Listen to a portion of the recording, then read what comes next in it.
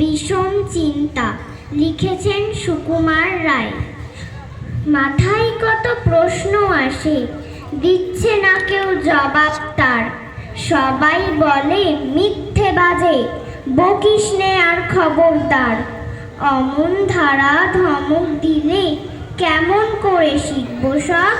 বলবে সবাই মুখ্য মেয়ে, বলবে আমায় গোগর্ধ।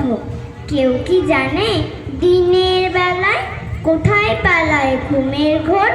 বর্ষা হলেই ব্যাঙের গলায় কোত্থেকে হয় এমন জোর? গাধার কেন শিং থাকে না, হাতির কেন পালক নেই? গরম তেলে ফোড়ন দিলে লাফাই কেন তাধেই ধেই? সোডার বোতল খুললে কেন ফসফসিয়ে রাগ করে? কেমন করে রাখবো টিকি মাথায় যাদের টাক পড়ে? ভূত যদি না থাকবে তবে কোত্থেকে হয় ভূতের ভয়? মাথায় যাদের গোল বেঁধেছে তাদের কেন পাগল কয়?